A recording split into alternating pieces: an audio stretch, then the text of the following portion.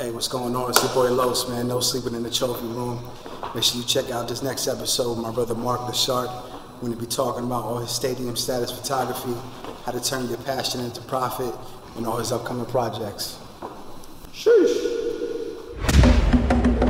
The champ is here! Peace, what's going on? It's your boy Los. We're back in the trophy room. This time with a special friend of mine, turned clothing designer. Hey. Ain't no telling what this guy's gonna come next with, man. So one time for my brother Mark Lachart, man. Thank you for stopping by the trophy room, my brother. My guy. Word up. How you feeling, man? Good, man. Good to be here. Thanks for having me, G. How you, man? All right. I can't complain, bro. You know, I know you catching your mid-tour, so I'm glad we got a chance to link up. Yeah, crazy. We got a little break right now. Yeah, so it's nice to be back in LA. That's awesome, man. Glad to get shit done.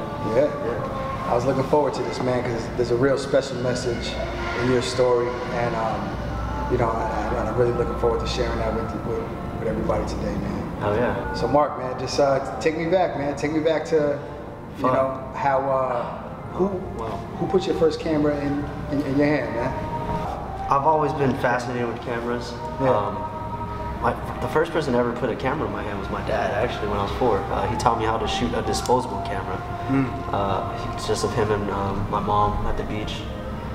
Fast forward, I've always been into compositions and how things look in pictures and how people arrange things and everything. So when I first got my Razor camera phone, flip phone, hey, that shows my age a little bit. You know? But yeah, so had that, always took pictures of like corners of walls and things like that. Fast forward, college, bought my first camera, used my financial aid money, shout out financial aid. You know, got my first camera. Just started shooting just for fun, just naturally, you know. Was always into music, I was trying to pursue that, but always had a camera in my hand, always. And one day, you know, a friend told me, if music doesn't work out, pick up the camera, do it. You'll probably get paid doing it. I can see you with the greats, so, you know, gave that a go. Met you, you know, we were at a barbershop. So your dad gave you your first camera? Yeah, dad gave me my first camera. Wow, that's dope, man. Gee. So, what was he using it? Was he? He just liked documenting everything. He was sick. He had cancer. He died when I was 4. So. Sorry. Yeah, but all good. He liked capturing moments. He liked to keep that because then when I grew up, I didn't really know my dad, so photos and those things like that were really too hard for me. You know, I loved it, and it kept me back with my memories of my dad and things like that. So always having a camera, capturing those memories, I really enjoyed doing that. That's dope, man. So it's almost like photography was a fabric to your childhood. Yeah, definitely. Looking back and retrospect. And to recreate it or to create history, it's always great to have it. Everybody needs that. Yeah, no, of course, man. Yeah. So it's wild, man. Like, we met in such a unique way, you know, when you were just literally out here just hustling. You were just already in motion, you know, and just kind of already in your own element, doing what you do, you know, doing what you love to do. And, you know, I just give me a little riff about how you and I connected and about, you know, and just how we kind of just took what you were already doing, you know, to the next level. You know what I mean? Let's see, Instagram kind of came around during a couple years prior to us meeting. How important was Instagram for you as a photographer? Beforehand, when I was just trying to, you know, pursue music and things like that, I didn't really think too much of Instagram until I started becoming more of a photographer and meeting people who were already big on Instagram, and they're just like, this is a big door for you that you can get access to many people on the internet that sees this type of things.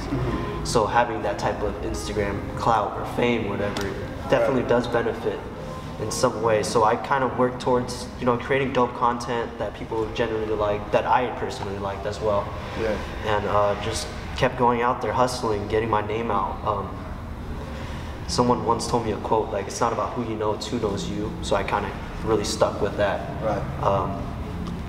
Trying to get my name out in any way. I went to a barbershop in Melrose where I met you at Frank's Chop Shop. Kind of just, at that time when we met, I was really just giving everybody my business card. I was working at the shop shooting as a photographer. And just gave my card out to everybody. What were you doing on the other side, outside of photography? I was a bellman. I was working at a hotel, you know, saving all my tips up to work at the barbershop, you know, to get known at the barbershop. $60 haircuts, you know, like from a $20 fade. You're extremely smart, my brother, because the barbershop is obviously a very cultured place. Exactly. And that's anywhere, you know, anybody that's in the town or that is, you know, moving and shaking, or that is just, you know, coming through that needs to get fresh, that's where you're gonna be at. Especially, I don't know why I thought, but like a high-end barbershop, you know, like that's where all the people that are making a lot of money are at. So, you know, it's great to sit next to someone like that and happen to say a couple words, exchange a few words, right? And you never know what would happen, you know. Right. It's pretty great. No, and that's amazing, man. Yeah. And at the same time, it's all about what you did with it. You know, you took an opportunity, maximized it, and, you know, you slam dunked it, man. I didn't even see the opportunity at the beginning, you know, like I just doing me, just trying to meet everybody I possibly could. 8 months after meeting you, we get a random email from like Holmes Enterprise. And, got a job, you know, which was dope. Meeting Puff and everything from there definitely gave me a learning curve and everything I needed to get me to where I am now. Right. So there's no sleeping in the trophy room, man. This whole thing is about inspiration. It's about motivation. And it's also about the information. Yep. You know what I mean? To kind of, you know, tap into that young Mark LaShark out there that is seeking that, you know, that guidance on how to navigate, you know, to the next level, man. So what, you know, what gems would you be able to share with somebody like that that's looking to take their name or their craft to the next level and get it out there? My main advice is, man, just don't worry, be happy. Right. Corny as fuck. Sorry. Right. But it's definitely not, man. Because you gotta, you know. You really gotta stay positive. People gravitate towards that. You know, like you don't want to be a Debbie Downer or like a grumpy guy. You know, no one really wants to talk to you or like associate themselves with that. Right. So always be positive. It's not about who you know. It's about who knows you. So always really, you know, get your name out there. Introduce yourself to everybody. Really stick out. Like if it's a black and white party, wear red. You know, like. Right. Do something crazy where someone would just, you know, think of you as first thought. Yeah, that's amazing, man. And just be yourself, really. You know, work hard at it. So I feel like, you know, meeting you, you've always done an amazing job, obviously, at being yourself. And, you know, we've done a lot of great things together. And now you're working with you've been working with Justin Timberlake for about a year now. Yeah. So you've taken this, you know, within the past 2 years that, you know what I'm saying, that we've been down, you've gone from the barbershop to touring around the country off of the strength of being you and applying your skill and applying your talent and, you know, trusting your process, man. So. Man, that's crazy to say in just 2 years, you know? Yeah. From barbershop to touring the world, it's really dope. But fuck, everything just happened fast, but it's just really doing what you really love. Like I just really like creating dope content. I love fashion, I love music, and I love photography. And that just all happens to be working right now. You know, like everybody loves shoes, loves clothes. Photography is one big outlet right now because of Instagram. You know. Yeah. And the music scenes happen to really blow up because of that. Yeah. Now, when you're on, so you're on tour right now with Justin Timberlake. Yeah. So what's that like? What's that?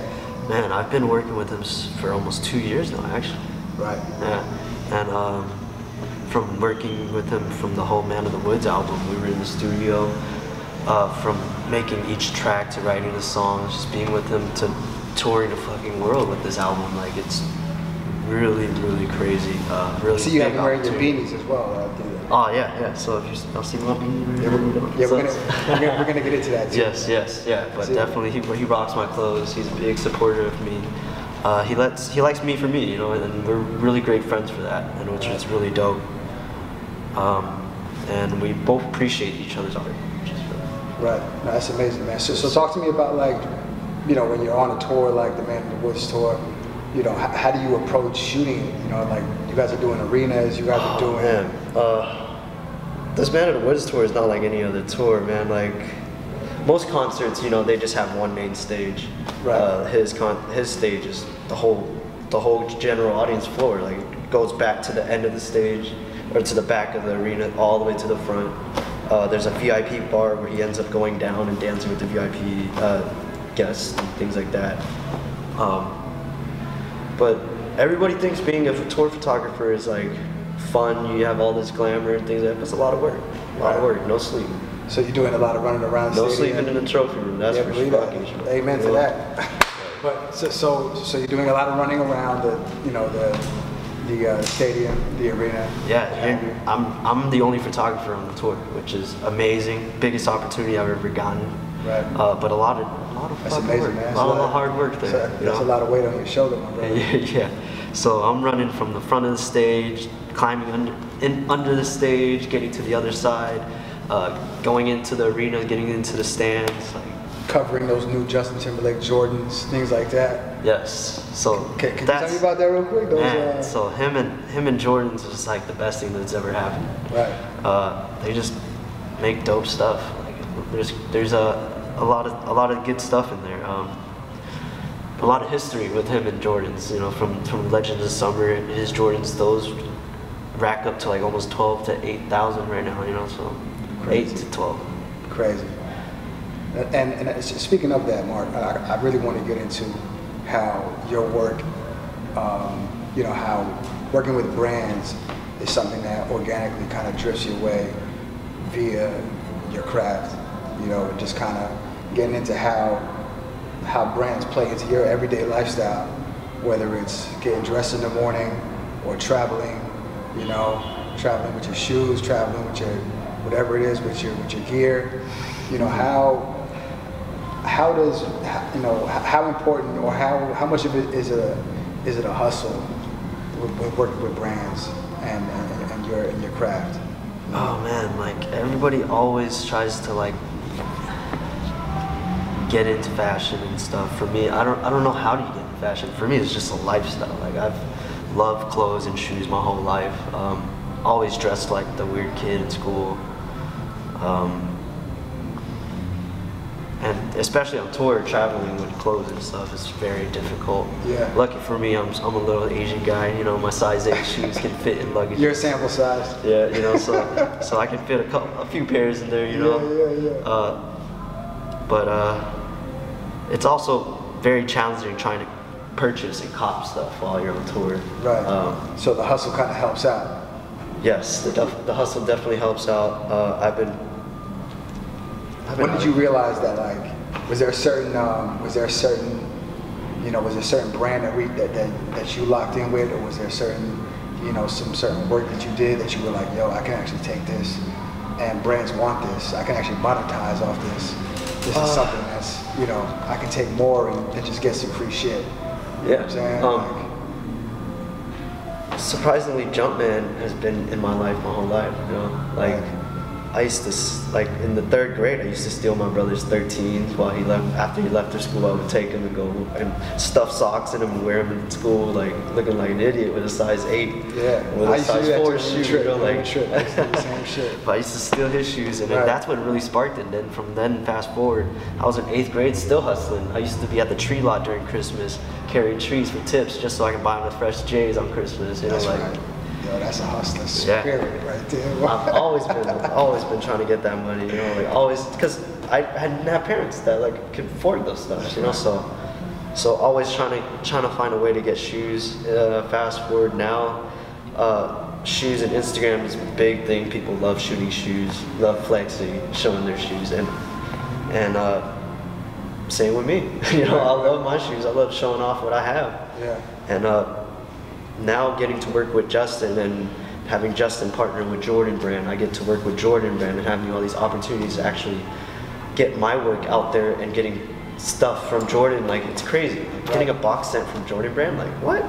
Yeah, but that's from all this hard work I've done, from hustling, getting shoes from tree lots, and now I'm just hopefully get a job with them soon. No, that's amazing. So that's a great connection right there, man, off top. So how important is trusting your process along this whole journey? Man, being yourself is very, very important. I learned that early on from Kanye. He always just like, you know, if it doesn't happen now, it'll happen eventually, you know, and if you just keep at it. Right. So that's something I really kept with me, and I've always wanted to just do dope shit. I've always loved fashion. I love shoes. I love creating the dope content. You know, I like people appreciating the dope content. Back when I was in college, when I was still early on in Instagram days, when I only had like 800 followers, maybe less, you know, I was shooting still content I would shoot today, you know, with my sneakers, the crouch poses, all those crap, you know, like, and during those times I would create content with other models as well, shoot with them, and we would get reblogs from Complex or like High Snob or things like that, or main media blogs, that would really repost and appreciate those stuff, but they never really would tag me. So that was a struggle for me early on in the days. But I really You just stuck stayed with it. myself. Yeah, I just kept doing it. So you feel like being like unapologetically you all the Yeah. time is just something that is and be honest with yourself and fight for it. You don't believe in your work, that you know it's dope, and if people are taking advantage of it, speak up for it, you know. And people will eventually catch on and realize like what you do is what you believe in. right. No, I mean there's definitely a big truth to that, you know. I want to talk about just one other thing real quick. You know, when you're out on the road, you know, like this, months at a time, weeks at a time, you know, you kind of sacrifice your life back home. You know, you're away from your family a lot less, and there's a lot of things that you go without. It's almost like an unspoken struggle of the traveling creative. You know what I'm saying? Yeah, man. Tour life, it's fun being on the road, traveling and everything. You do miss home a lot. One thing that it's a reoccurring thing I see most people in tour struggle is like having families. You know, I see most people FaceTiming while we're on the buses, their kids, their families, trying to catch up, trying to stay connected, because it's very hard when you're on tour. That's right.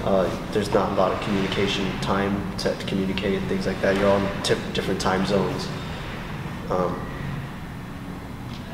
Small things you appreciate, like home cooked food. Yeah. Going to the dentist. Right. As much people don't like that anyways, but like dentist appointment's pretty important. Yeah. Doctor's appointment, things like that. You don't really get much of that on tours. Right. No, that's dope, man. And I mean, you know, it's funny because every time I see you on social, when you do come home, you open up all these fucking boxes. And I'm like, so I'm pretty sure you would want to add Daily Mail to that list, yes, right? yes, definitely. Being on tour and trying to cop the latest kicks and things like that can be definitely a struggle, but I make it happen. Yeah. I make it happen. It's always Christmas every time I come home. Right. That's what's up, man. Yeah. So Mark, man, so you know, this is no sleeping in the trophy room, man. Like, you know, every champion has their mantra, man. Like, what's that thing that you wake up to when you know, before you leave your hotel, before you leave your apartment? What's that phrase that you wake up to that kind of gets you going, you know, or that you just that rhythm that you move to throughout the day, man? Like, what's that slogan, that phrase that, you know, that you kind of move to, man? Man, What's that thing? I learned this from my previous employer. And it's like you can't say no, you know, or you can't say can't either. You have to always be able to make it happen. Whatever objective that you had planned for that day, or if you didn't have any objectives, make an objective and make it happen. Right. You know, every small step gets you closer to the main goal. You know. Right. So almost like you just can't, you know, it's kind of hard not, you know, to turn things down. Like every opportunity could be. Yeah, could open another door, could lead to a bigger opportunity. You know. Which in turn is almost a telltale story of how you and I kind of linked up. Yeah, I was in the barbershop, you took a pic, I was. and we figured it out. pay your dues. Most photographers nowadays, hence because of Instagram and because of content and everything's more aware. People don't like doing free stuff, you know, don't like shooting for free, and I disagree. I think you should shoot for free. You know, share your work, let people know what you can do, you know, so that they come back. Shit, like when I met you in the barbershop, shot a couple photos. Like, yo, if you want this, I'm gonna edit it tonight, send it to you night up, boom. Yeah. And you're like, wow, this kid's fast. Yeah. Stuck with you, just like that, you know. Yeah. Didn't think of anything of it, but you know, it worked out in the end. Yeah, that's dope, man. So now, you know, you're obviously you have your brand. Maybe tomorrow. I see you getting into fashion. I see you got JT wearing these beanies. I see you teasing fall winter things on Instagram, man. What's the inspiration behind maybe tomorrow? So dope having my own clothing brand. Been always into fashion. Always wanted to work with clothing brands, and I still do work with other clothing brands. But to have my own is great. Maybe tomorrow stands for my middle name, Hope. My middle name is He in Vietnamese, and it means hope in English. So I just thought of another word for hope, and maybe tomorrow kind of came to me. You know, like another opportunity, maybe tomorrow. You know? I love that message, by the way, man. It's definitely because there's plenty of opportunities. Don't ever doubt yourself. You know, like there's always ways to get the bag. Right. So is your line? Oh yeah, so my clothing brand. I've worked with plenty of other brands prior.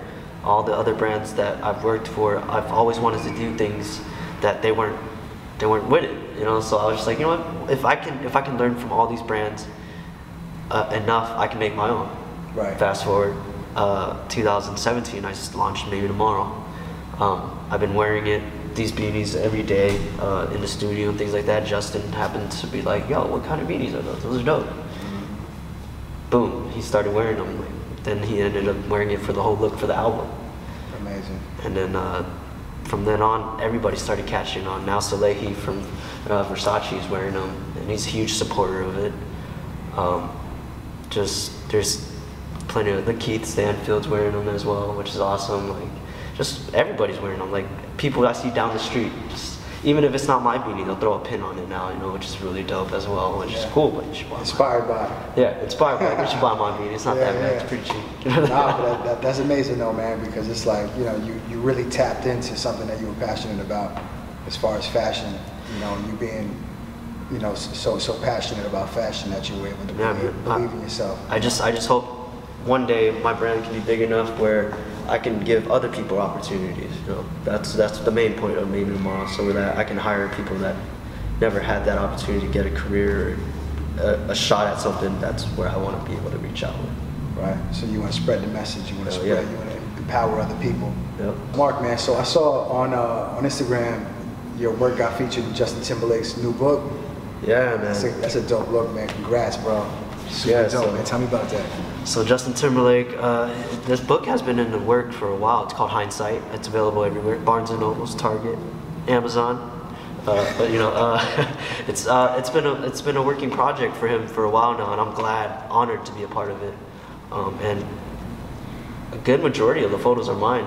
It's amazing, man. All the bonus exclusives from Barnes & Noble and Target, they have a section in the back where it's purely from the concert photos of the Man of the Woods tour, and it's just strictly me, which is very, very fucking dope. Nice. But starting photography 2 years ago, like I would have never expected being in a book, you know, that sold worldwide. Shit. Right. Hindsight, credited by me, Mark Wynn, all the photos. It's amazing. Or not all the photos, but you know, the majority. Good majority of the photos. Freaking dope. You know? That really is. Yeah. When I saw that, I was very excited for you, man. Yeah, very honored. Yeah. Before you slide, man, I just want to know, man, what power plays can you leave for any type of aspiring photographers, aspiring designers, clothing designers? You know, anybody that's really watching this interview, that's looking to soak up some game, man. Like, what's something that you want to leave? Yeah, man. I would say just be yourself. Be unapologetically you. You know, really just don't care what other people do. Don't really, I mean, it's cool to observe and notice other art and things like that, but really just don't focus on that. Focus on yourself.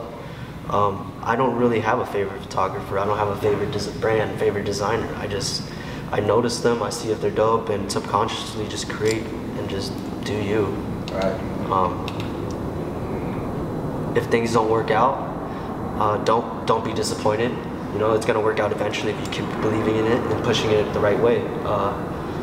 But definitely stay focused and observe what is around you. You know.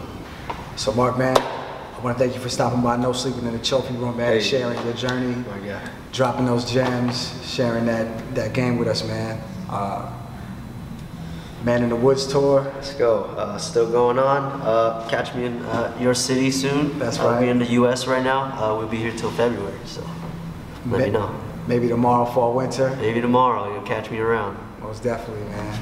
Exciting stuff. Hey. Thank you for stopping through, man. I appreciate you, man.